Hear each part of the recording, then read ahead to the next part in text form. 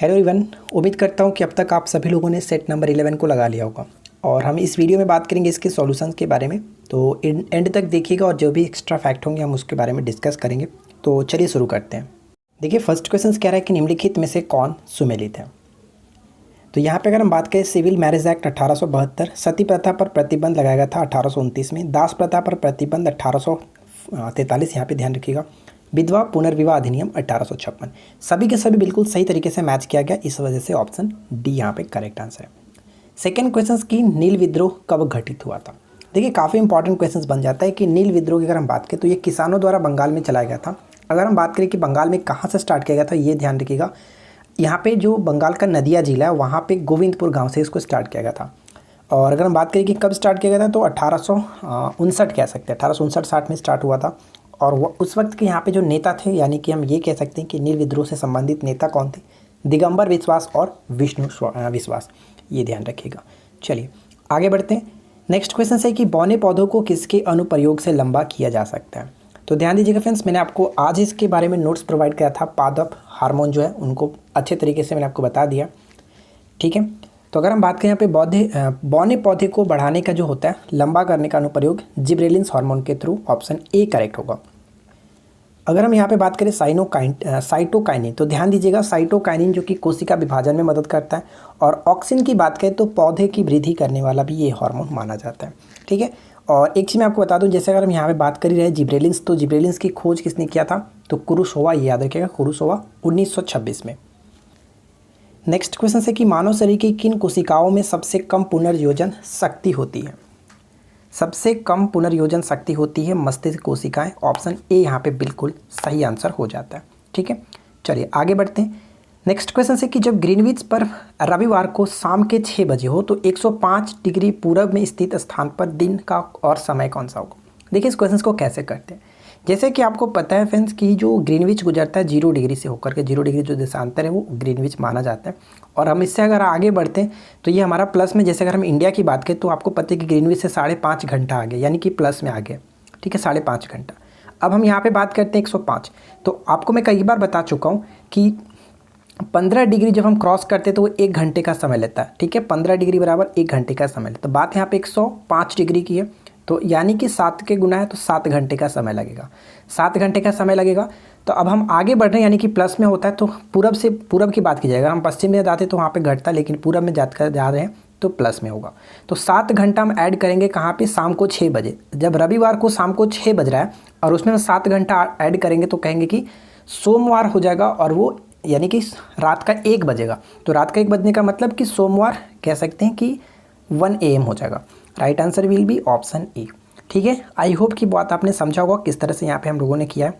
चलिए next question, आप भारत में कर्क रेखा के साथ पश्चिम से पूर्व की ओर यात्रा करते हैं तो आप कितने राज्यों को पार करेंगे।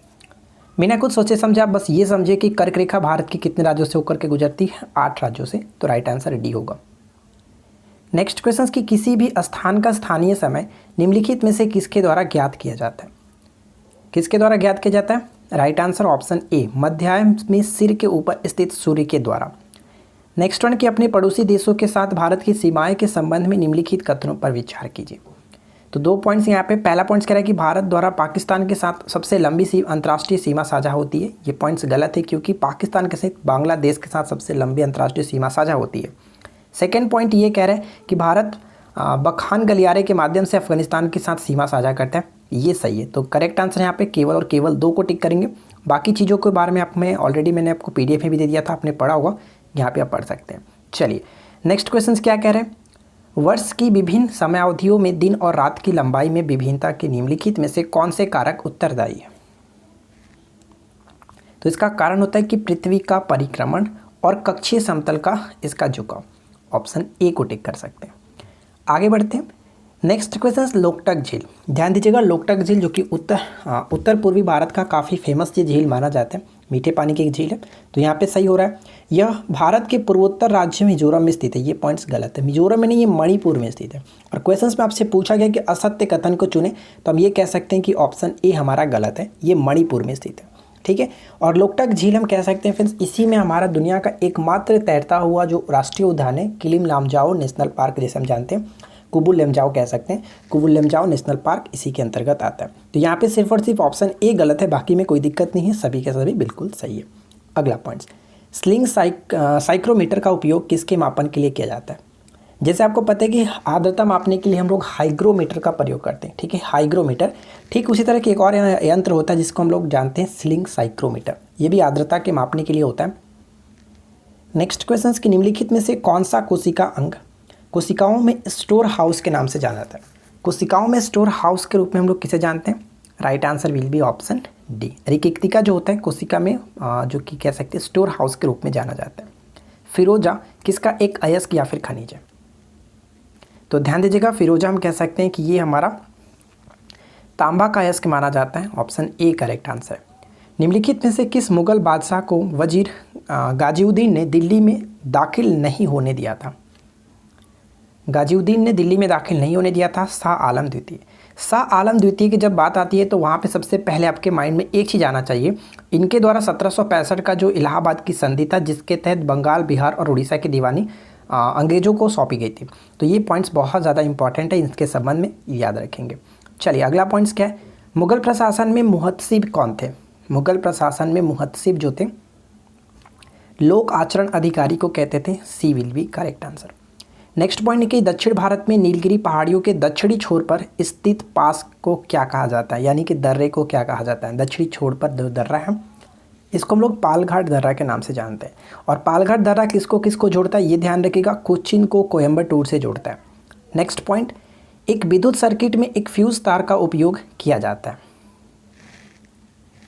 एक विद्युत सर्किट में एक फ्यूज तार का उपयोग किया जाता है किस लिए? तो सर्किट में प्रवाहित होने वाले अधिक विद्युत को रोकने के लिए फ्यूज तार का प्रयोग किया जाता है। नेक्स्ट पॉइंट की समवर्ती सूची के विषय में केंद्र एवं राज्य सरकारों द्वारा बनाए गए कानून में अगर विरोध हो जाता है तो उस वक्त क्या होगा? किसका मान्य रहेगा? तो वो केंद्र के द्वारा जो कानून बनाया जाएगा वही प्रचलित में रहेगा, ऑप्शन बी को टिक करेंगे।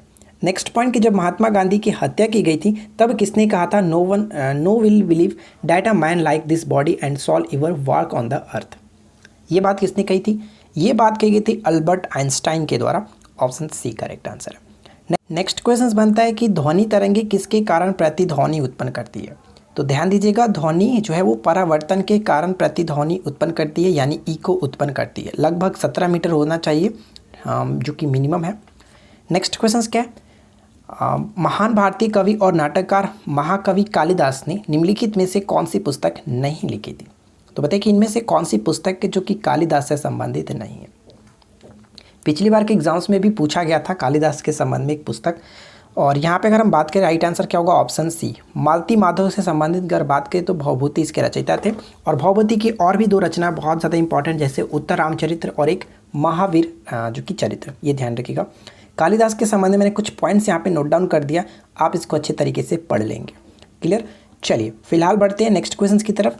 अगला पॉइंट ये कह रहा है कि 15वीं शताब्दी के शुरुआती समय में विजयनगर के तत्कालिक राजा देवराय द्वितीय द्वारा बनाया गया हजारा राम मंदिर किस राज्य में स्थित है? तो ये स्थित है कर्नाटक में, ठीक है, कर्नाटक, ऑप्शन डी को टिक करेंगे। नेक्स्ट पॉइंट, निम्नलिखित घटनाएं किस कालानुक्रम में घटित हुई? चलिए हम यहाँ पे एक एक करके देखते हैं। पहला अगर हम बात करें चौरी चौरा कांड, तो आपको पता है 1922। चलिए सेकेंड पॉइंट क्या कह रहा है? सेकेंड पॉइंट में है कि जलियांवाला बाग हत्याकांड। जलियांवाला बाग 1919 में हुआ था, लेकिन डेट की अगर हम बात करें तो आपको पता है कि 13 अप्रैल। चलो 13 अप्रैल 1919। रॉलेट एक्ट की अगर हम बात करें तो रॉलेट एक्ट भी 1919 में हुआ था, लेकिन इसके डेट के संबंध में अगर हम बात करें तो 19 मार्च कह सकते हैं, ठीक है। लास्ट में हम चंपारण सत्याग्रह यहाँ पे देखें तो चंपारण सत्याग्रह 1917। अब चलिए हम यहाँ पे मैच करके देखते हैं कि कौन हमारा सही तरीके से मैच होगा। सबसे पहले आएगा 4 नंबर जो कि 1917। उसके बाद हम कह सकते हैं मार्च अप्रैल, यानी कि मार्च में आएगा 3 नंबर, सबसे पहले रॉलेट एक्ट, उसके बाद 2 नंबर, उसके बाद 1 नंबर, यानी कि 43-21 करेक्ट होगा, ऑप्शन सी। तो इस तरह से क्वेश्चंस पूछे जाते हैं। यहाँ पे ध्यान दीजिएगा 19-19 तो बहुत आसान था, लेकिन यहाँ पे डेट आपको पता होना चाहिए कि एक तो 13 अप्रैल, एक 19 मार्च, इस तरह से याद रहेगा तो आप कर पाएंगे। पिछली बार के एग्जाम्स में भी इस तरह से क्वेश्चंस पूछे गए थे, तो आप इसको अच्छे तरीके से याद रखें जब भी इस टाइप का क्वेश्चन हो। मैं आपको कई बार बता चुका हूँ कि जब भी हिस्ट्री अगर आप पढ़ रहे हैं तो अब आपको डेट के साथ, ठीक है, ईस्वी के साथ डेट भी याद रखना है, क्योंकि ये कंपलसरी हो चुका है, एग्जाम्स में पूछा जा रहा है। चलिए फिलहाल बढ़ते हैं नेक्स्ट क्वेश्चन की तरफ। अगला प्रश्न है कि अखिल भारतीय खिलाफत सम्मेलन 1919 का अध्यक्ष किसको चुना गया था? 1919 में अध्यक्ष बनाए गए थे महात्मा गांधी जी। ऑप्शन हम यहाँ पे डी को टिक कर सकते हैं, इनमें से कोई नहीं, जो कि महात्मा गांधी को अध्यक्ष के रूप में चुना गया था। बाकी चीज़ों को यहाँ पे पढ़ सकते हैं, दिल्ली में अधिवेशन हुआ था ये। चलिए नेक्स्ट क्वेश्चन क्या है कि बौद्ध धर्म का नया संप्रदाय जिसे महायान बौद्ध धर्म कहा जाता है, निम्नलिखित में से किस बौद्ध परिषद के दौरान अस्तित्व में आता? तो आपको पता है कि जो चौथी बौद्ध संगीति हुई थी, जो कि कनिष्क के समय में कुंडल वन में, उस वक्त ये दो भागों में विभाजित हो गया था, एक तो हीनयान में और एक महायान में। तो यहाँ पे हम कह सकते हैं कि इनमें से कोई नहीं, ऑप्शन डी को टिक करेंगे। चलिए नेक्स्ट वन, निम्नलिखित अंतर्राष्ट्रीय समझौतों पर विचार कीजिए। तो यहाँ पे 3 समझौते दिए गए और उसमें से पूछा जा रहा है कि कौन सा कन्वेंशन जो कि जलवायु और वायु गुणवत्ता से संबंधित है। तो सिर्फ और सिर्फ यहाँ पे हम ऑप्शन ए को टिक कर सकते हैं, जो कि वियना कन्वेंशन। ठीक है, वियना ऑप्शन हम यहाँ पे ए को टिक करेंगे। वियना की अगर हम बात करें तो Vienna convention for the protection of the ozone layer से संबंधित था, आप इसको यहाँ पे पढ़ लेंगे। चलिए नेक्स्ट वन, मुस्लिम समुदाय का धार्मिक पुनरुत्थान निम्नलिखित में से किसका उद्देश्य था? देखिए प्रोटोकॉल से अक्सर क्वेश्चंस पूछ जाते हैं, तो मैं प्रोटोकॉल से एक नोट्स आपको बना करके प्रोवाइड करा दूंगा जहाँ पे इंपॉर्टेंट है, ठीक है ना, वो क्लियर आपका हो जाएगा। फिलहाल अगर हम यहाँ पे बात करें कि मुस्लिम समुदाय के धार्मिक पुनरुत्थान निम्नलिखित में से किसका उद्देश्य था, तो अलीगढ़ आंदोलन सी विल बी करेक्ट आंसर, जिसके संस्थापक के रूप में किसे माना जाता है? सर सैयद अहमद खां को माना जाता है, ये ध्यान रखिएगा। लोमस ऋषि की गुफा कहाँ स्थित है? लोमस ऋषि की गुफा बिहार के गया में स्थित था, सी करेक्ट होगा। INA सैनिकों की ओर से दिल्ली के लाल किले में आयोजित मुकदमे के दौरान किसने वकालत की थी? ये वकालत किसके द्वारा की गई थी? तो राइट आंसर हो जाएगा ऑप्शन हम यहाँ पे डी को टिक करेंगे। ठीक है, पंडित जवाहरलाल नेहरू, भुल्लाभाई देसाई और तेज बहादुर सप्रू, ऑप्शन डी करेक्ट होगा। कालिदास के मालविकाग्निमित्रम का नायक निम्नलिखित में से किस वंश से संबंधित है? तो इनका संबंध शुंग वंश से होगा। यहाँ पे पढ़ सकते हैं कि कालिदास के मालविकाग्निमित्रम का नायक अग्निमित्र है और यह नाटक विदिशा के शुंग सम्राट अग्निमित्र की प्रेम कहानी बताती है। ठीक है फ्रेंड्स, तो ये आपको याद रखना है। नेक्स्ट क्वेश्चन देखिए क्या, अगला प्रश्न ये कह रहा है कि प्रेसबोपिया को सही करने के लिए आमतौर पर इस्तेमाल किए जाने वाला लेंस का प्रकार कौन सा है? एक्चुअली ये बुढ़ापे में होता है, ये नेत्र से संबंधित जो कि कम दिखाई देने वाला है, तो यहाँ पे हम कह सकते हैं बाईफोकल लेंस का प्रयोग करते हैं। ठीक है, ए करेक्ट होगा। नेक्स्ट वन, की किसी ध्वनि तरंग की तरंग दैर्घ्य 2 मीटर है और इसका वेग 250 मीटर प्रति सेकंड है, तो इसका आवर्तकाल कितना सेंटीमीटर होगा, ज्ञात कीजिए। देखिए सबसे पहले अगर हम यहाँ पे बात करें तो वेग और तरंग दैर्घ्य में क्या संबंध है, कोई रिलेशन मिल रहा है? तो बिल्कुल, मैं आपको कई बार बता चुका हूँ कि v बराबर n लैम्डा होता है। ठीक है, जहाँ पे भी हम क्या कहते हैं, भी हमारा होता है चाल, यानी कि वेलोसिटी 250 मीटर प्रति सेकंड दिया गया। एन हमारा यहाँ पे कह सकते हैं कि वो फ्रीक्वेंसी होता है और लैम्डा जो है वो तरंग दैर्घ्य को डिनोट करता है यहाँ पे 2, यानी कह सकते हैं कि 250 हो गया। एन की जो वैल्यू निकली वो 250 निकली, लेकिन हमसे तो पूछा गया आवर्तकाल, और आपको पता है कि आवर्तकाल जो होता है वो 1/n होता है, यानी कि आवृत्ति का व्युत्क्रमानुपाती होता है। अब हम यहाँ पे 1/n रखते हैं, n की वैल्यू 125 रखता हूँ, अगर 1 को मैं 125 से डिवाइड करूँगा तो 0.008 होगा, यानी right answer will be option b. ठीक है, तो यहाँ पे 2 फार्मूले का यूज़ किया गया, आप दोनों को अच्छे से याद रखिएगा।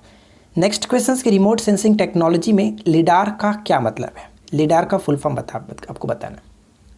लिडार का फुल फॉर्म होता है light detection and raising, option a correct है। अगला प्रश्न, प्रकाश विद्युत धारा निर्भर करती है, प्रकाश विद्युत धारा निर्भर करती है, तो ये निर्भर किस पे करता है? तो आपतित प्रकाश की तीव्रता पर, आपतित प्रकाश पुंज की तरंग दैर्घ्य पर, ऑप्शन सी करेक्ट होगा, 1 और 2 दोनों पर। किस वेद में योग के बारे में उल्लेख मिलता है? देखिए किस योग में योग के बारे में, किस वेद में योग के बारे में उल्लेख मिलता है? तो हम कह सकते हैं कि सबसे प्राचीन जो वेद है ऋग वेद में इसके बारे में उल्लेख मिलता है, तो ये ध्यान रखिएगा, ऑप्शन हम यहाँ पे बी को टिक करेंगे। चलिए नेक्स्ट क्वेश्चन क्या है, सिंधु नदी की एक सहायक नदी जो कि हिमाचल प्रदेश से होकर के बहती है वह कौन सी है? तो मैंने आपको सिंधु तंत्र का नोट्स प्रोवाइड करा था, आई होप कि आपने उस नोट्स को जरूर पढ़ा हुआ। सिंधु जो नदी है, सिंधु नदी से संबंधित जो भी क्वेश्चंस पूछे जाते हैं वो मैंने अच्छे तरीके से उसमें क्लियर कर दिया है। अब आगे उस नदियों के बारे में, जैसे हम लोग गंगा तंत्र के बारे में पढ़ेंगे, गंगा से संबंधित जो भी नदियाँ उनको देखेंगे। तो फिलहाल अगर हम बात करें सिंधु नदी की एकमात्र सहायक नदी हिमाचल प्रदेश से होकर के बहती हुई सतलुज नदी, ऑप्शन ए करेक्ट होगा। नेक्स्ट क्वेश्चन है कि निम्नलिखित में से कौन सा भारत में समस्त ब्रिटिश संवैधानिक प्रयोगों में से सबसे अल्पकालीन सिद्ध हुआ? देखिए इस क्वेश्चन का राइट आंसर की में थोड़ा सा मिस्टेक था, उसमें ऑप्शन कुछ और दिया गया था, राइट आंसर इसका होगा ऑप्शन सी, यानी कि पिट्स इंडिया एक्ट 1784। ठीक है, यहाँ पे पढ़ सकते हैं, ये क्वेश्चन बीपीएससी में पूछा गया था। भारत में समस्त ब्रिटिश संवैधानिक प्रयोगों में सबसे अल्पकालीन पिट्स इंडिया एक्ट 1784 था, क्योंकि इसे शीघ्र बाद ही जो कि 1786 का संशोधन एक्ट आ गया था। तो ये आपको याद रखना है। चलिए नेक्स्ट क्वेश्चन क्या है कि गन धातु एक मिश्र धातु है। गन मेटल किसका किसका मिश्र धातु है? तो ये कह सकते हैं गन मेटल जो है वो कॉपर, Sn और Zn। ठीक है, ये ध्यान रखिएगा। तो राइट आंसर यहाँ पे होगा ऑप्शन ए। तो यहाँ पे आपने देखा गन मेटल जो है तांबा, तांबा, जिंक और टीन का ये मिश्र धातु माना जाता है। नेक्स्ट वन है कि प्रकाश में ध्रुवण की घटना से यह सिद्ध होता है कि प्रकाश तरंगे हैं। प्रकाश में ध्रुवण की घटना से यह सिद्ध होता है कि प्रकाश तरंगे एक प्रकार का अनुप्रस्थ है। मैं आपको कई बार बता चुका हूँ कि प्रकाश जो होता है वो अनुप्रस्थ तरंग है, जबकि ध्वनि एक प्रकार का अनुदैर्घ्य तरंग है। तो इन दोनों में कन्फ्यूज़ नहीं होना है। चलिए नेक्स्ट क्वेश्चन क्या है कि कौन सा कथन असत्य है। अब यहाँ पे बताइए कि कौन सा कथन असत्य है। तो कह सकते हैं कि उपराष्ट्रपति का चुनाव भारत के राष्ट्रपति करते हैं। ये पॉइंट्स यहाँ पे गलत है। बाकी कोई में दिक्कत नहीं, आप अच्छे तरीके से याद रख सकते हैं, लेकिन यहाँ पे ऑप्शन सी गलत है। आगे बढ़ते हैं। नेक्स्ट वन है कि अगर भारत के राष्ट्रपति के चुनाव में कोई विवाद हो तो उसे सौंपा जा सकता है। तो कोई भी विवाद उत्पन्न होता है तो वो सर्वोच्च न्यायालय को सौंपा जाता है, सुप्रीम कोर्ट को सौंपा जाता है। भारतीय संविधान भारत के राष्ट्रपति को अधिकार नहीं देता है। राज्यों के मुख्यमंत्री की नियुक्ति का अधिकार राष्ट्रपति को नहीं होता है। ऑप्शन बी करेक्ट है। शीतोष्ण कटिबंधीय क्षेत्रों में सामान्यतः किस प्रकार की वर्षा होती है? शीतोष्ण कटिबंधीय क्षेत्रों में सामान्यतः किस प्रकार की वर्षा होती है? चक्रवातीय वर्षा होती है। बी करेक्ट होगा। नेक्स्ट वन की कुल जनसंख्या को उपलब्ध कृषि योग्य भूमि के क्षेत्रफल से विभाजित करने पर क्या मिलता है? तो हमें क्या प्राप्त होगा? हमें प्राप्त होगा कृषि घनत्व। सी करेक्ट आंसर है, कृषि घनत्व। अनुच्छेद 110 के संदर्भ में निम्नलिखित में से कौन सा कथन असत्य है? ध्यान दीजिएगा, क्वेश्चंस में आपको हमेशा ध्यान रखना है। कभी कभी क्या होता है कि क्वेश्चंस में नहीं लिखा होता है और हम इसको देखते ही नहीं है, तो ऐसा बिल्कुल ना करें। क्वेश्चंस को एक बार अच्छे तरीके से ज़रूर पढ़ें। मोस्टली गलती क्वेश्चंस इसी के वजह से हो जाता है, असत्य होता है या फिर नहीं होता, हम उसको ध्यान ही नहीं देते हैं। तो यहाँ पे असत्य पूछा जा रहा है। तो हम अगर बात करें कि अनुच्छेद 110 में धन विधेयक को भारत में संविधान के 110 में परिभाषित किया गया। अनुच्छेद में धन विधेयक के साथ साथ वित्त विधेयक का भी विस्तृत परिभाषा, ये पॉइंट्स गलत है। सिर्फ और सिर्फ धन विधेयक के बारे में बात की गई, वित्त विधेयक के बारे में बात नहीं की गई है। तो यहाँ पे कह सकते हैं कि ऑप्शन बी हमारा गलत हो जाता है। बाकी सी और डी में कोई दिक्कत नहीं, आप इसको अच्छे तरीके से पढ़ सकते हैं। चलिए आगे बढ़ते हैं। नेक्स्ट पॉइंट है कि निम्नलिखित में से कौन सा राज्य विधायिका का सत्रावसान करने के लिए अधिकृत है? राज्य विधायिका का सत्रावसान करने के लिए अधिकृत है और वो हम कह सकते हैं कौन होंगे? राज्य के राज्यपाल। राज्य के राज्यपाल करेक्ट आंसर होगा। यहाँ पे कुछ पॉइंट्स मैंने लिखा है। अनुच्छेद 174 राज्य विधानमंडल के सत्र पूर्वानुमति और विघटन से संबंधित है, और 174 के 2 की बात करें तो राज्यपाल समय समय पर कर सकता है। तो इसको ध्यान में रखिएगा। चलिए फिलहाल देखिए बात करते हैं नेक्स्ट क्वेश्चन क्या है। निम्न में से कौन उत्तरी अमेरिका के महान झीलों का हिस्सा नहीं है? यानी कि जो ग्रेट लेक्स के अंतर्गत आते हैं, जैसे कि आपको पता है ग्रेट लेक्स के अंतर्गत 5 झीलें आती हैं। 5 झीलों में कौन कौन आता है? तो हम ये कह सकते हैं सुपीरियर झील, मिशिगन झील, ह्यूरोन झील, लेकिन आयरे झील इसके अंतर्गत नहीं आता। और इसके अंतर्गत 5 की नाम अगर हम बात करें तो सुपीरियर, मिशिगन, ह्यूरोन, ईरी झील और ओंटेरियो झील आता है। यहाँ पे आयरे झील नहीं आता। आयरे झील ऑस्ट्रेलिया में पड़ता है। तो फिलहाल यहाँ पे हमारा राइट आंसर होगा ऑप्शन डी, जो कि इसका हिस्सा नहीं है। बाकी के बारे में मैंने कुछ अच्छे तरीके से यहाँ पे नोट डाउन कर दिया, आप इसको अच्छे तरीके से पढ़ लेंगे, ठीक है ना। सुपीरियर झील जो कि मीठे पानी का काफ़ी फेमस झील है, आप इसको याद रखिएगा। चलिए नेक्स्ट वन क्या कह रहे हैं? भारत के नियंत्रक तथा महालेखा परीक्षक की नियुक्ति कौन करता है? भारत के नियंत्रक एवं महालेखा परीक्षक की नियुक्ति मैंने आपको कैग के बारे में कल ही आपको अच्छे तरीके से बता दिया। नियंत्रक एवं महालेखा परीक्षक नोट्स बहुत अच्छे तरीके से मैंने दिया था, आप उसको ज़रूर पढ़िएगा। तो इसके संबंध में बात करें तो राष्ट्रपति इनकी नियुक्ति करते हैं। बी बिल्कुल सही आंसर है। नेक्स्ट वन की निम्नलिखित में से कौन सा कथन सही है? यंग इंडिया महात्मा गांधी जो समाचार पत्र का नाम था, उन्होंने 1919 से 32 तक इसका अंग्रेजी में एक साप्ताहिक पत्र के रूप में प्रकाशित किया। तो दोनों के दोनों कथन सही है। आगे बढ़ते हैं।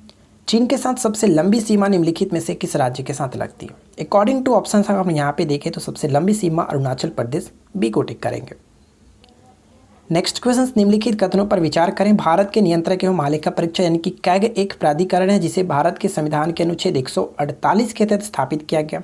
महालेखा परीक्षक सरकार द्वारा पर्याप्त रूप से वित्त पोषण निकायों और प्राधिकरणों सहित भारत सरकार और राज्य सरकारों के सभी प्राप्तियों और व्यय का लेखा जोखा करता है। ये भी सही है। इनकी नियुक्ति भारत के राष्ट्रपति द्वारा प्रधानमंत्री की सिफारिश के बाद की जाती है। तो हम यहाँ पे कह सकते हैं फ्रेंड्स कि तीनों पॉइंट्स बिल्कुल सही होने की वजह से option D will be correct answer. कोई दिक्कत नहीं, डी को टिक करेंगे। नेक्स्ट क्वेश्चन देखिए, वनस्पतियों में प्रकाश संश्लेषण की क्रिया कहाँ होती है? वनस्पतियों में प्रकाश संश्लेषण की जो क्रिया होती है वो क्या होता है, पत्तियों में होता है, क्योंकि पत्तियों में मौजूद होता है क्लोरोफिल। ध्यान रखिएगा, पौधे की पत्तियों में क्लोरोफिल नामक वर्णक होता है और इसके क्या होता है, हरा रंग प्रदान करता है और यही काम करता है जो कि प्रकाश संश्लेषण को करने में।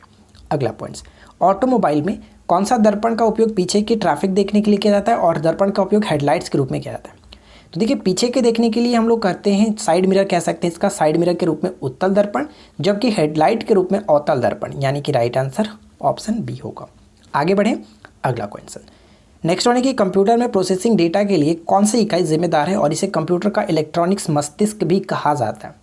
तो इसको हम लोग सीपीयू को कहते हैं। सीपीयू का फुल फॉर्म भी याद रखिएगा, सेंट्रल प्रोसेसिंग यूनिट।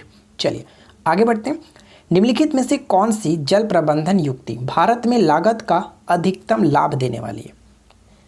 तो रेन वाटर हार्वेस्टिंग आपको पता होगा, वर्षा के जल का संचयन, option c will be correct answer. अगला क्वेश्चन, पेड़ पौधे एवं जंतुओं की सर्वाधिक विविधता विशेषता। सर्वाधिक विविधता विशेषता है उष्णकटिबंधीय आर्द्र वन के, ऑप्शन बी को टिक कर सकते हैं। अंतर्राष्ट्रीय टाइगर दिवस बताइए मनाया जाता है। जब टाइगर आता है तो 9-2-11 हो जाते हैं, यानी कि ऑप्शन डी को टिक करेंगे। 29 जुलाई करेक्ट होगा। यहाँ पे एक छोटा सा पॉइंट ध्यान रखिएगा कि इसे 2010 में सेंट पीटर्सबर्ग टाइगर शिखर सम्मेलन में शुरू किया गया था, यानी 2010 से इसको स्टार्ट किया गया। आगे बढ़ें, अगला क्वेश्चन, डेबिट कार्ड पर कितने अंक होते हैं। ईएसआई मेंस में पूछा गया था पैन कार्ड पे कितने होते हैं और मैंने यहाँ पे पूछ दिया डेबिट कार्ड पर कितने होते हैं। ध्यान रखिएगा, डेबिट कार्ड पे 16 अंक होते हैं। छोटा सा पॉइंट इसके संबंध में मैंने यहाँ पे नोट डाउन किया कि डेबिट कार्ड पर 16 अंक होते हैं। सबसे पहला 6 अंक होता है बैंक की पहचान और बाकी शेष अंक जो होता है वो कार्ड धारक के यूनिक अकाउंट नंबर होता है। अगला क्वेश्चन, दक्षिण अमेरिका के शीतोष्ण चारागाह यानी कि घास के स्थल को क्या कहते हैं। दक्षिण अमेरिका के घास के स्थल को पैम्पास, जो कि अर्जेंटीना से संबंध रखते हैं। प्रेरीज जो होता है वो कह सकते हैं उत्तरी अमेरिका से, और डाउन्स ऑस्ट्रेलिया, स्टेपिज एशिया और यूरोप कह सकते हैं यूरेशिया। नेक्स्ट वन, पत्ती के मध्य में मोटा जो सिरा होता है उसको क्या कहते हैं। मोटी सिरा को क्या कहते हैं, उसको हम लोग मध्य सिरा कहते हैं। ठीक है, b correct, option a correct होगा, मध्य सिरा। निम्नलिखित में से किसको ज्वालामुखी पर्वतमाला कहा जाता है। किसको ज्वालामुखी पर्वतमाला कहा जाता है, तो ऑप्शन ए करेक्ट आंसर होगा, परिप्रशांत कटिबंध। ठीक है, परिप्रशांत कटिबंध। नेक्स्ट पॉइंट देखिए, 21 जून को ही क्यों अंतर्राष्ट्रीय योग दिवस मनाया जाता है। कल योग दिवस था तो इससे मैंने आपको योग दिवस से संबंधित एक क्वेश्चन दे दिया था। तो ध्यान रखेंगे, प्रत्येक वर्ष 21 जून को ही अंतर्राष्ट्रीय योग दिवस के रूप में मनाते हैं, क्योंकि 21 जून को ग्रीष्मकालीन संक्रांति होता है। मैंने आपको इसके बारे में अच्छे तरीके से बताया था, विषुव क्या होता है, संक्रांति क्या होता है, नोट्स मैंने आपको प्रोवाइड करा था मई मंथ में। आई होप कि आपने उसको पढ़ा होगा। अब यहाँ पे देखिए, ये तो बिल्कुल करेक्ट है, और 21 जून में पूरे कैलेंडर वर्ष में सबसे लंबा दिन होता है, ये भी ध्यान रखिएगा। यहाँ पे बिल्कुल सही है, क्योंकि उत्तरी गोलार्ध में सबसे बड़ा दिन 21 जून को ही होता है। तो दोनों के दोनों कथन सही है, ऑप्शन ए को टिक करेंगे, ऑप्शन सी को टिक करेंगे, सॉरी। चलिए अगला क्वेश्चन, आरएनए का मुख्य कार्य क्या है। आरएनए का मुख्य कार्यक्रम यहाँ पे देखें तो प्रोटीन संश्लेषण में सहायता करना, बी करेक्ट आंसर हो जाएगा। फॉर्मल्डिहाइड के 40% जलीय घोल को क्या कहलाता है। फॉर्मल्डिहाइड के 40% जलीय घोल को हम लोग फॉर्मलिन के नाम से जानते हैं। अगला प्रश्न कि गामा किरणें किससे बनी होती है। गामा किरणें जो होता है एक प्रकार का कह सकते हैं विद्युत चुंबकीय तरंग होता है, option c will be correct answer. Next question ये कह रहा है कि विश्व का सबसे ऊंचा कहा जाने वाला विश्व शांति स्तूप बिहार में कहाँ स्थित है। तो ध्यान दीजिएगा, विश्व शांति स्तूप ये प्रताप का राजगीर में, option c will be correct answer, Rajgir. आगे बढ़ते, नेक्स्ट वन की नौ नालंदा महाविहार क्या है। नौ नालंदा महाविहार क्या है, इस प्रश्न का राइट आंसर हम किसे टिक करेंगे। नौ नालंदा महाविहार के रूप में पाली अनुसंधान संस्थान है, इसको याद रखिएगा। नौ नालंदा महाविहार एक आधुनिक संस्थान है जो कि बौद्ध धर्म और पाली भाषा के अध्ययन और अनुसंधान केंद्र है। इस संस्थान की नींव जो है वो भिक्षु जगदीश कश्यप ने रखी थी, ये आपको याद रखना है, पूछा जा सकता है भिक्षु जगदीश कश्यप। नेक्स्ट क्वेश्चन, मध्यकाल में बटाई शब्द का अर्थ क्या होता था।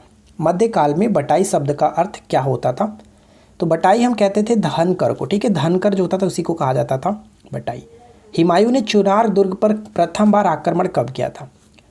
हुमायूं ने चुनार दुर्ग पर प्रथम बार आक्रमण जो किया गया था वो कह सकते हैं 1532 में। ठीक है, 1532 यहाँ पे राइट आंसर है। नेक्स्ट वन, निम्नलिखित में से कौन सा संगठन ग्लोबल जेंडर गैप रिपोर्ट प्रकाशित करता है। तो ग्लोबल जेंडर गैप रिपोर्ट प्रकाशित करता है विश्व आर्थिक मंच। ठीक है, विश्व आर्थिक मंच ए करेक्ट आंसर है। अगला प्रश्न क्या है, नेक्स्ट वन ये कह रहा है कि न्यू स्पेस इंडिया लिमिटेड का मुख्यालय किस राज्य में स्थित है। तो जो कि इसकी 2019 में स्थापना की गई थी। इसका मुख्यालय कह सकते हैं बेंगलुरु कर्नाटक में पड़ता है। ऑप्शन ए करेक्ट आंसर हो जाता है। अगला प्रश्न, बैंगनी क्रांति भारत के किस राज्य केंद्र शासित प्रदेश से संबंधित है? बैंगनी क्रांति का संबंध जम्मू से होगा। साथ ही साथ इससे संबंधित जो कि पॉइंट्स आप यहाँ पे पढ़ सकते हैं कि बैंगनी क्रांति जम्मू के डोडा जिले से संबंधित है। बाकी और भी चीज़ों को यहाँ पे पढ़कर अच्छे तरीके से समझ लीजिएगा। चलिए नेक्स्ट क्वेश्चन से कि 2021 में एशियाई मुक्केबाजी चैंपियनशिप आयोजित की जाएगी, कहाँ पर? तो इसका राइट आंसर होगा ऑप्शन सी, संयुक्त अरब अमीरात। इसके बारे में पॉइंट्स यहाँ पे आप इसको अच्छे से पढ़ेंगे। चलिए आगे बढ़ते। नेक्स्ट क्वेश्चन कह रहा है कि निम्नलिखित में से कौन सा देश रीफ टॉक्सिक सनस्क्रीन पर प्रतिबंध लगाने वाला पहला देश बन गया? और वो देश कौन सा है? पलाऊ। पलाऊ बहुत ही इंपॉर्टेंट करंट बनता है ये क्वेश्चन, तो अच्छे से याद रखिएगा। किस मंत्रालय ने डिजिटल ओशन एप्लीकेशन को लॉन्च किया? डिजिटल ओशन एप्लीकेशन को लॉन्च किया गया किसके द्वारा? तो right answer will be option, किसे टिक करेंगे? ऑप्शन ए करेक्ट होगा, पृथ्वी विज्ञान मंत्रालय के द्वारा। Option A will be correct answer. Next one, in person of justice an autobiography किसकी आत्मकथा है? एक आत्मकथा है किसकी? तो ये जस्टिस राजेंद्र सच्चर की। ऑप्शन ए को टिक कर सकते हैं। नेक्स्ट वन, भारत के सर्वोच्च मौसम विज्ञान केंद्र हाल ही में स्थापित किया गया, कहाँ पर? तो इसको स्थापित किया गया था लेह में। ठीक है, लेह यहाँ पे बिल्कुल सही आंसर हो जाता है। आगे बढ़ते हैं। नेक्स्ट क्वेश्चन की हाल ही में समाचारों में देखा गया कलाबट्टू शब्द का अर्थ क्या है? कलाबट्टू शब्द का अर्थ क्या है? तो ये धातु का एक धागा है। ठीक है, धातु का धागा। अगला प्रश्न, हाल ही में समाचारों में देखा गया शूलपेनेश्वर वन्यजीव अभयारण्य किस राज्य में स्थित है? शूलपेनेश्वर वन्यजीव अभयारण्य किस राज्य में स्थित है? तो राइट आंसर क्या होगा? हम ऑप्शन सी को टिक कर सकते हैं, गुजरात में हाल ही में इसको देखा गया था। चर्चा में क्यों था आप यहाँ पे पढ़ करके अच्छे समझेंगे। नेक्स्ट वन कह रहा है कि हाल ही में समाचारों में देखी गई आकाश मिसाइल का संदर्भ बताइए कि क्या होगा। आकाश मिसाइल किस प्रकार की मिसाइल है? तो मैं आपको इसके पहले वाली वीडियो में बताया था कि आकाश मिसाइल सतह से हवा में मार करने वाली मिसाइल है। ऑप्शन ए यहाँ पे करेक्ट हो जाएगा। नेक्स्ट क्वेश्चन की लॉन्च पुस्तक overdraft saving the Indian saver पुस्तक के लेखक कौन है? मोस्ट इंपॉर्टेंट क्वेश्चन, एकदम वीवीआई प्रश्न बनेगा। Overdraft saving the Indian saver, इस पुस्तक के लेखक के रूप में हम लोग जानते हैं उर्जित पटेल। ठीक है, उर्जित पटेल करेक्ट आंसर है। नेक्स्ट क्वेश्चन, मेलबर्न में शतक के लिए किस भारतीय क्रिकेटर को जॉनी मुलाग मेडल 2020 से सम्मानित किया गया? जॉनी मुलाग मेडल 2020 से सम्मानित किया गया अजिंक्य रहाणे। ठीक है, अजिंक्य रहाणे करेक्ट आंसर होगा। हाल ही में उत्तर पूर्व में जिंगर प्रोसेसिंग प्लांट किस राज्य में बना है? जिंगर प्रोसेसिंग प्लांट हाल ही में किस राज्य में बना है? तो D will be correct answer, Meghalaya. जितने भी क्वेश्चंस करंट के दिए जाते हैं आप उनको अच्छे से याद रखें, क्योंकि ये सभी क्वेश्चंस एग्जाम्स में आपको देखने को मिलेगा। नेक्स्ट वन है कि किसने हिमाचल सरकार में बागवानी को बढ़ावा देने के लिए $10 मिलियन के ऋण समझौते पर हस्ताक्षर किए हैं? और ये किसने दिया है? तो Asian development bank. Option D correct होगा। नेक्स्ट वन है कि आशा इंडिया में आशा शब्द का क्या अर्थ है? आशा इंडिया में आशा शब्द का अर्थ क्या है? तो यहाँ पे राइट आंसर हम किसे टिक करेंगे? ऑप्शन सी को, अफोर्डेबल सस्टेनेबल हाउसिंग एक्सेलरेटर्स। ठीक है, तो यहाँ पे राइट आंसर होगा ऑप्शन सी। इसके बारे में अच्छे से यहाँ पे पढ़िए। अगला पॉइंट्स, धन्वंतरी रथ किस राज्य का मोबाइल मेडिकल वैन है? धन्वंतरी रथ जो है वो कह सकते हैं गुजरात का। ठीक है, गुजरात यहाँ पे सही होगा। नेक्स्ट वन की हाल ही में शुरू की गई अरुणोदय योजना के संदर्भ में कौन सा कथन सही है? तो असम की सरकार ने 2 अक्टूबर को लॉन्च करने की घोषणा की थी। इस योजना के अंतर्गत लाभार्थी परिवारों को प्रति माह 830 रुपये दिए जाएंगे। ये दोनों के दोनों पॉइंट्स यहाँ पे सही है, C will be correct answer. Next question है कि निम्नलिखित में से किस राज्य ने देश नायक दिवस मनाने की घोषणा की है? देश नायक दिवस मनाने की घोषणा पश्चिम बंगाल की सरकार ने की है। ऑप्शन ए करेक्ट होगा। लॉन्च पुस्तक the big thoughts of little love के लेखक कौन है? The big thoughts of little love के लेखक के रूप में हम लोग किसे जानते हैं? Option C Karan Johar. ठीक है, Karan Johar option C correct होगा। हाल ही में समाचारों में देखा गया डिब्रू सैखोवा राष्ट्रीय उद्यान कहाँ स्थित है? देखिए एग्जाम्स में इसी टाइप के नाम वाले जो राष्ट्रीय उद्यान है वो पूछे जाते हैं, वो कहाँ पर है। ठीक है, तो इस टाइप के जो भी नाम आपको देखने को मिले उसको अच्छे से याद रखिए, नोट करके अच्छे से अलग रखिए। देखिए डिब्रू के नाम से आपको पता चल गया होगा कि ये जो है असम में स्थित है। सी यहाँ पे बिल्कुल सही होगा। आगे बढ़ते हैं, चर्चा में क्यों आप इसको पढ़ लीजिएगा। अगला प्रश्न कह रहा है कि किस देश ने नवंबर 2020 में आर्कटिक में एक जिरोस्कॉन सुपरसोनिक क्रूज मिसाइल का सफलतापूर्वक परीक्षण किया? जिरकॉन नामक एक हाइपरसोनिक क्रूज मिसाइल का सफलतापूर्वक परीक्षण रूस के द्वारा किया गया। बी करेक्ट होगा। नेक्स्ट क्वेश्चन है कि त्रावणकोर रेडियो का पहला अंग्रेजी समाचार उद्घोषक कौन था। तो इस प्रश्न का करेक्ट आंसर होगा जिनका हाल ही में निधन हो गया, इंदिरा जोसेफ वेन्यूर। ठीक है, ऑप्शन हम यहाँ पे बी को टिक करेंगे। इनका निधन हाल ही में 94 वर्ष की आयु में हो गया, आप यहाँ पे पढ़ सकते हैं। चलिए नेक्स्ट वन क्या कह रहा है कि हाल ही में किस राज्य ने मछली पकड़ने वाले समुदाय के लिए पर्यावरण अस्थायी कार्यक्रम परिवर्तनम को शुरू किया। परिवर्तनम को शुरू किसने किया। नाम से तो लगेगा कि ये साउथ का होगा, लेकिन फिलहाल ध्यान दीजिएगा राइट आंसर इसका होगा ऑप्शन सी यानी कि गुजरात। ठीक है, गुजरात, ऑप्शन सी को टिक करेंगे। नेक्स्ट वन है कि वान कर्मन पुरस्कार 2020 के लिए किसे नामित किया गया। वान कर्मन पुरस्कार 2020 के लिए किसे नामित किया गया। Option D will be correct answer, doctor Kailasavadivoo Sivan, यानी कि डायरेक्ट आप याद रखिए के सिवन। ठीक है, के सिवन करेक्ट आंसर है।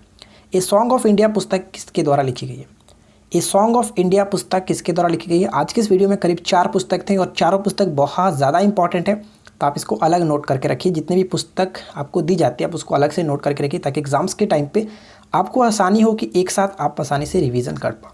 ठीक है, तो ए सॉन्ग ऑफ इंडिया यहाँ पे कह सकते हैं रस्किन बॉन्ड, ऑप्शन सी बिल्कुल सही आंसर हो जाता है। अरद और कार्मेल हाल ही में जो कि चर्चा में था, जिसका निर्माण मध्य प्रदेश में इजराइल से की जाती है, इजराइल की मदद से की जाएगी, ये क्या है अरद और कार्मेल। तो ये एक प्रकार का राइफल है। ठीक है, सी यहाँ पे करेक्ट होगा, राइफल। अगला प्रश्न है कि अपनी अनुवादित पुस्तक ब्लू इज़ लाइक ब्लू के लिए मातृभूमि बुक ऑफ द ईयर 2020 पुरस्कार किसने जीता है। ब्लू इज़ लाइक ब्लू, तो ये पुरस्कार जीता है किसने, विनोद कुमार शुक्ल। ऑप्शन डी को टिक कर सकते हैं, Vinod Kumar Shukla. Made in India पुस्तक के लेखक कौन है। चलिए एक और पुस्तक आ गया, मेड इन इंडिया पुस्तक के लेखक कौन है। तो ध्यान दीजिएगा, मेड इन इंडिया पुस्तक के लेखक के रूप में हम लोग मिलिंद सोमन को जानते हैं। यहाँ पे बी बिल्कुल सही आंसर है। अब 2 क्वेश्चंस मैथ के दिए गए थे, चलिए उनको सॉल्व कर लेते हैं। कि एक ट्रेन जिसकी लंबाई 240 मीटर है, एक बिजली के खंभे को 24 सेकंड में पार करता है। तो आपको पता होना चाहिए कि जब बिजली के खंभे को पार करता है या फिर किसी आदमी को पार करता है, तो वो लंबाई अपने यानी कि वो ट्रेन खुद की लंबाई को ही क्रॉस कर रहा है। तो हम यहाँ पे कह सकते हैं कि 240 के बटे में क्या होगा, 24। ठीक है, ये आपका हो गया। देखिए जब भी 2 चीज़ों को पार करते हैं तो अपना उसका चाल चेंज नहीं होगा, चाल तो दोनों के लिए सेम है, तो दोनों चालों को हम इक्वल कर लेते हैं। तो पहला का चाल ये हो गया। दूसरे के लिए अगर हम बात करें तो 650 मीटर लंबे प्लेटफॉर्म को जब वो प्लेटफॉर्म को पार करता है तो अपने लंबाई के साथ साथ प्लेटफॉर्म को कवर करेगा, यानी कि 650 के साथ साथ वो अपने लंबाई 240 को भी कवर करेगा। इसको पार करने में पूछा है कि कितने समय लगेंगे, तो मानते हैं कि 1 समय लगेंगे। चलिए अब इसको सॉल्व करते हैं। यहाँ पे देखिए ऊपर आपका 10 हो गया, ऊपर में 10, राइट साइड में आपका हो जाएगा 890, नीचे आपका x, 10 से 10 इधर का खत्म, x की वैल्यू कितनी निकल गई 89, यानी कि 89 सेकेंड लगेगा जो कि प्लेटफॉर्म को 650 मीटर प्लेटफॉर्म को कवर करने में। तो ये ध्यान रखिएगा। आगे बढ़ते हैं, लास्ट क्वेश्चन देखिए क्या कह रहे हैं, काफ़ी अच्छा प्रश्न है। 2 नल P और Q किसी पानी के टैंक को क्रमशः 12 मिनट और 15 मिनट में भर सकते हैं। दोनों को एक साथ खोला जाए किंतु 3 मिनट के बाद P को बंद कर दिया जाए तो Q टंकी को भरने में कितना समय लेगा। चलिए देखते हैं कैसे करेंगे।